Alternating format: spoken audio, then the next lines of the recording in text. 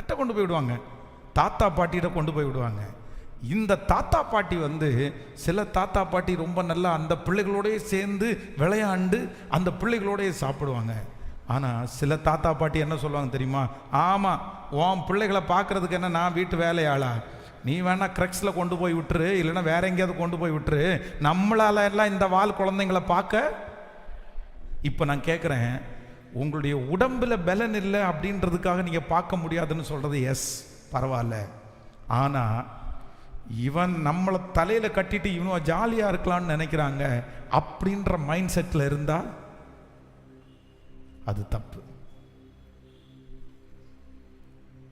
எனக்கு பலன் இல்லை, என்னால் ஓடி ஓடி பிடிக்க முடியலப்பா, எனக்கு பிள்ளைங்க எங்கே போகிறாங்களோன்னு பயமாக இருக்குது, நீ கூட்டிகிட்டு போயிரு, எனக்கு ஒன்றும் செய்ய முடியல அப்படின்னா ஓகே, ஃபைன்.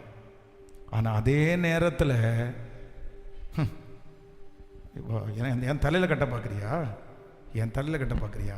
நான் சொல்கிறேன், நீங்கள் சொல்லி கொடுக்குற அளவுக்கு விசுவாசத்தை யார் சொல்லி கொடுப்பா? நீங்கள் சொல்லி கொடுக்குற அளவுக்கு ப்ரேயர் யார் சொல்லி கொடுப்பா? ஆனால் அந்த பிள்ளைகளையே உங்கள் பேர பிள்ளைகளாக ஏற்றுக்கிட்டு, அடுத்த ஊழியக்காரங்களாக ஏற்றுக்கிட்டு, அந்த நேரத்தை வாய்ப்பாக பயன்படுத்தி பிள்ளைகளுக்கு ஏசப்பாவை பற்றி சொல்லி கொடுத்து அவங்கள ஒழுக்கமாக அழகாக வளர்த்துனீங்கன்னு வைங்களேன், உங்களை வருங்காலத்தில் உங்கள் பிள்ளைங்க மறப்பாங்களா? சத்தமா? அப்போ உங்கள் மனசா உடம்பா? சிஸ்டர், நீங்கள் செய்யாமல் இருக்கிறதுக்கு மனசு காரணமா உடம்பு காரணமா? கேட்கல. மனசு தாங்க காரணம், உடம்பு இல்லைங்க. ஆனால் நான் என்ன சொல்கிறேன்னா, அது என் மேலே சுமத்தின வேலையாக நான் பார்க்காம நான் என்னவா பார்க்க போகிறேன்? பொறுப்பா